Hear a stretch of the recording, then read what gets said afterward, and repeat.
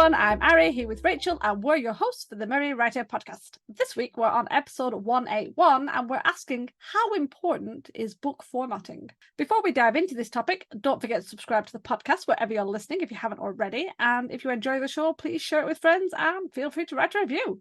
So, book formatting. It's one of those little things that gets on my nerves. We already know the importance of a strong, eye-catching book cover and a detailed professional edit, right, people? We do. I mean, we've talked about it a lot. I know some people still don't do them, but it's really important. But how important is the formatting of the book inside? And how much have you really thought about it?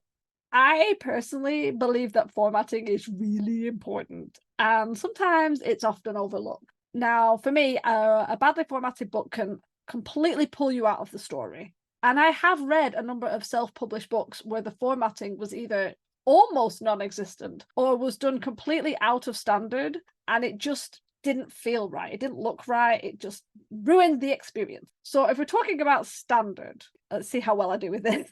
The standard formatting for books, novels, is a serif font, such as Times New Roman, but there are obviously other types of serif. They should be single-spaced, justified alignment, and each new paragraph should be indented. Chapter headers, whether it's a title or a number, should be on a new page, and they should come about a third of the way down. I have heard people say half, but I think 1/3 is fine. And then between the title, the chapter number or chapter title, whatever it is, there should be a double space before the chapter starts, the actual text starts. That is what you would find the standard. If you go and pick up most books that are traditionally published and look at that, that's what you will get. And there's a reason they do that. And the reason for doing it that way is it allows you to read it easier. Let's quickly just touch on the font issue. The serif font is often considered to allow better readability and increase reading speed on longer stories like novels, rather than something like sans font, where you don't have the little, I can't even know what they're called, like the little decorative parts of a font.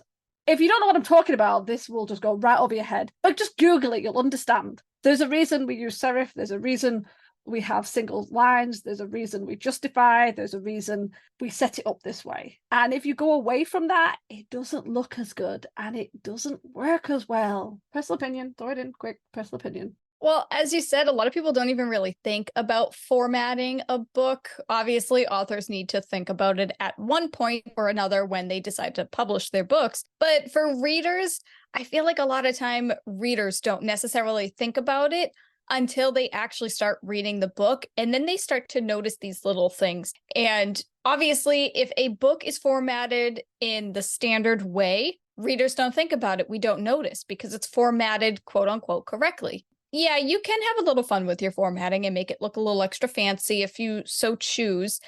But for the most part, if it's in the standard way, readers can just comfortably read the book. Because I gotta be honest, if you have a different font or it's written in teeny tiny ass print, I'm not gonna read it. Obviously, if I have the ebook, I can, you can increase the font size on your e-reader. So that's fine. But if I'm in the bookstore and I find a paperback or hardback of a book and I open it and the font is too small, I'm going to put it back. That is a deal breaker for me if the font is too small. And also, you want to make sure that the margins aren't too tight around the gutter, which is like the crease and the spine. Again, I don't think I've seen too many books with this issue, but I'm throwing this out there because of somebody I saw on TikTok, which I don't know who she is. Her name is Shalina Medford. That's Shalena. I have no idea if I pronounced her name right, so I apologize if I butchered that. But she posted a TikTok about, some of her pet peeves with book formatting, and one of them was that the margins were too tight, like in the middle around the crease. And again, it's not really something you notice because as a person who doesn't mind cracking the spine, if I can't read the books on that side, then I'll just open my book further. And to me, it's not that big of a deal. But if Ari has to do that to your book, you will break her heart. So please, please, please make sure that the margins are correct and that you have a good amount of space in around the gutter and also on the edges where your thumbs are, because you need thumb gaps. When you're holding a paperback or a hardcover book, whether you're holding it from the bottom or you're holding it from the sides, if your thumb is covering part of the text on the sides, then it doesn't seem like a big deal. It sounds like such a first world problem. You got to move your thumb. Oh no, that's horrible. But depending on how thick the book is, it can actually really throw off the weight and the balance. And I cannot tell you how many times I've accidentally dropped a book on my face when I'm reading in bed because I have to move my hand out of the way so I can see certain words, and then boop, goes on my face. So yeah, you got to think of these things. You got to think of like the spacing and all of that fun stuff. And you know what? Since we're talking about thumb gaps, I'm going to throw in the justified type, which basically means that your words are, Ari, how do you explain justified? They're all the same length. Each line is the same length. You guys know what I'm talking about. We're all writers. If you're listening to this podcast and you're not a writer, I'm pretty sure you're lost. We welcome you here though. Thanks for listening. But yeah, if the lines aren't like justified, then that's even more difficult to have those thumb gaps, and it looks weird, I guess you could say. That is it, exactly. It looks freaking weird. I read a book, I think it was last year or maybe the year before, everything's blurring, and it had no indentation. It wasn't like one giant block of text, because that would be horrific, but there was no indentation. Instead, the author just dropped the new paragraph down 2 lines. So it's like you'd have a block of text and then a gap and then another block of text and it's like, what is that? That is awful. It was so difficult to read, and it just looked odd and weird and really, really amateurish. And I'm going to say something. I am one of those arseholes who will definitely make a comment about your shitty formatting in their review. If it's a little thing, we've all made mistakes with formatting, that's fine. But if your formatting is so out of the box and it doesn't do anything better, I mean, don't worry, if you're coming up with ideas that are outside the box and it works, great. If you're not, and it just makes it harder to read and it looks crap, then I'm going to say something in your review. I'm in a really weird mood today, so if there's a bit like, but yeah. No, I agree with you though. I agree, because I will too. If the formatting makes it difficult to read, then yeah, I'm sorry to say I'm going to knock down a star, because if your book is like 200 pages, it should take me X amount of hours to read it, and it took me like double that because I had to squint to see the tiny font, or I didn't know, where the next sentence started, then yeah, I'm noting it in my review. Sorry, not sorry. I love that. Yeah, exactly. And it will, as you said, yeah, it's totally worth losing a point. So we'll drop stars for that. I think what really gets my goat, I don't know if you have that saying over there, what really gets my goat is, are these writers who do this, who use bad formatting and don't either sort it out themselves or pay someone or just anything, do they not read other books? Do they not open any other novel or tradition, especially a traditional one, to see? I don't understand how you can kind of do that without even considering what the normal is and why it would be like that. I mean, who is printing their books and going, yeah, that looks great, huge gap for every paragraph, no indentation, not justified, jammed into the margin, into the gutter. Yeah, that's great. Who is printing that crap and giving it the thumbs up? I don't get that. And honestly, what was it? So I can't remember who said it, but it's like, if your book looks like it's self-published, don't publish it. That was the quote. I don't know who said it, and I might get flamed for this, but the concept is that we have a lot more power to publish our own work now that we have self-publishing as an option. It gives us a lot more control, a lot more say for our own work, but that doesn't mean we should be just churning out garbage. I don't talk about the stories, because in the end, stories are subjective. What one person likes, another person doesn't. But your book should look good. You should want it to look good. You should spend a bit of cash to make it look good. And it should look decent enough to stand next to a professionally, traditionally published book. And if it doesn't, should you be publishing it? I might get flamed for this. I don't care. I'm in a weird mood. I'm just going to take it. Yeah, that's where I'm going. And that sort of crap where it's like, I'm just going to put huge paragraph gaps in, or I'm just going to, make teeny tiny text. I don't want to be using a magnifying glass at my age to read your text. No, I'll do it when I'm 80. I'm not doing it in my 40s. Good God. Wow, I'm in a weird mood. I'm just cracking up over here. With the whole spacing thing, you know what I think the biggest problem, well, no, before I talk about that, with the spacing thing, when you have like a paragraph, it's the way you would write a blog post. And the way these people write it, they write it so that, because people that go on blogs, they tend to skim. They don't read everything word for word. And a lot of people, some people, they post stories on their websites or on Patreon or anywhere else, and then they decide to compile it together and self-publish it as an ebook. Now, there is absolutely nothing wrong with that, but you still need to format it. You can't just copy and paste everything from your website, put it into a Word document, throw it up on Amazon, and hit publish. There's still work that needs to be done, and there's probably a few rounds of edits that you need to do as well, but I digress with that.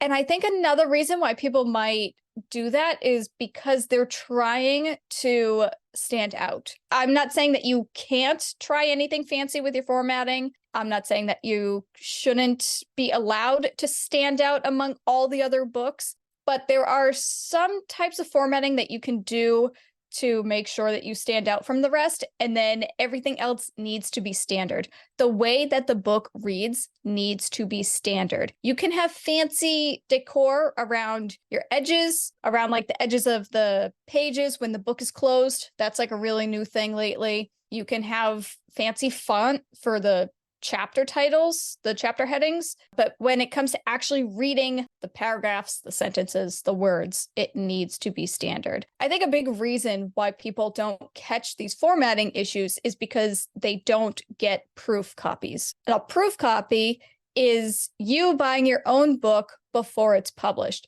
You get a paperback copy of it and you can thumb through it, give it another proofread if you want, make sure the formatting is correct, make sure all the page numbers are in order. You're supposed to make sure that it is worthy for a bookshelf. As Ari said, if it looks like it's self-published, you need to do some work on it. So obviously, whether you're a formatter or you're not a formatter, whether you do the formatting yourself or you hire somebody else to do it, get a proof copy, look it over, and make sure that it would be easy for your readers to read. I'm just going to add to that. If you get a proof copy and you find errors and you fix them, get another proof copy. Don't go, well, I fixed it. Yes. Because absolutely, it's not just you making mistakes. The system you put it on, maybe it didn't take the correct one. Maybe it messed it up. Always get another proof copy until you have got the one that's correct. And you might be going, but there's a lot of money. Yeah, it costs. But you know what? Because it costs, maybe you'll be a bit more careful. Maybe you'll go line by freaking line with a ruler until it's absolutely perfect. So you don't have to keep spending money. That's all I'm going to say. No, I do agree with you. Absolutely get a second proof copy, get a third proof copy if you need to. It never hurts to be careful. It never hurts to double check. Yes, it takes up more time, but you know what? When it comes to bringing our book baby out into the world, you don't want to rush that. You want to do it well. You want to do it right. With all of that said, I'm just going to throw in one random ass thing and say that another part of formatting is that you need to have front matter. And front matter can include a title page, it includes the dedication, it includes the copyright page, table of contents if needed. Yeah, that might be it.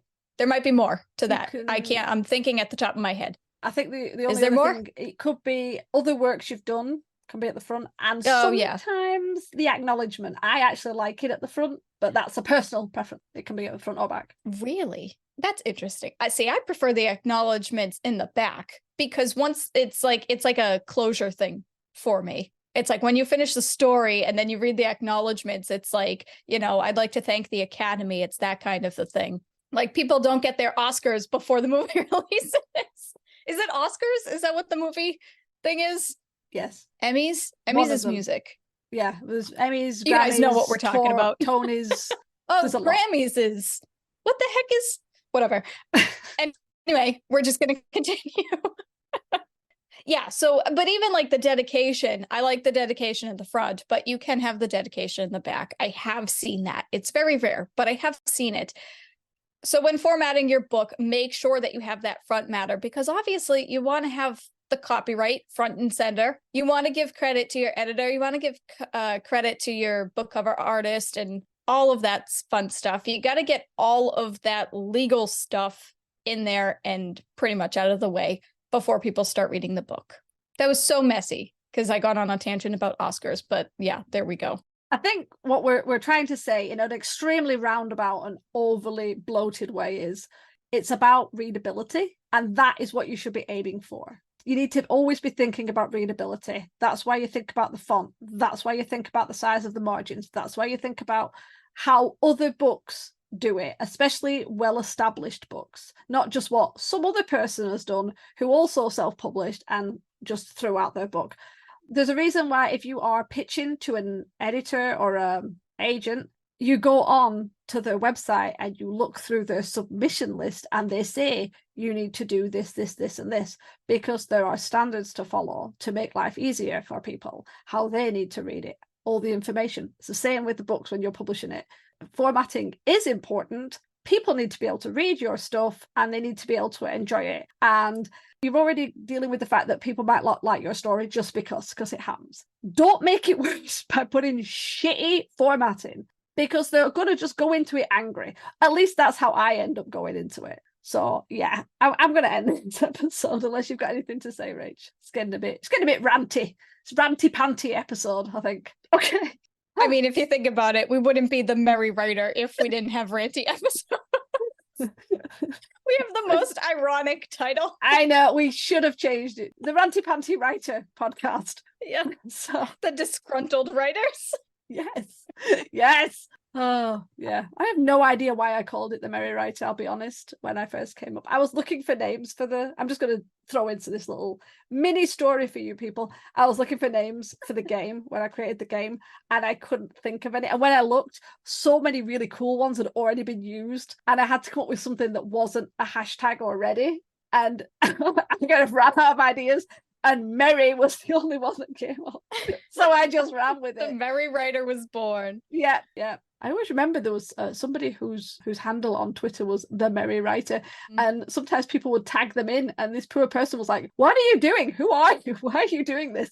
And it's I remember that. Stop tagging this person. It's not them. And so yeah, that's bad. I do. I remember that. Okay, let's end this. Okay, let's turn it over to you guys. How important is formatting for you? Let us know your answers in the comments so we can chat. Remember, we release new episodes every Wednesday. Next week, we're discussing how to create a productive writing environment. To ensure you don't miss it, hit the subscribe button on your way out. And as always, thank you for listening to the Merry Writer podcast. See you next week. This podcast is brought to you by Felt Tip Pens. We love to colour code. The music, titled Inspired, is by Kevin MacLeod, licensed under Creative Commons 4.0.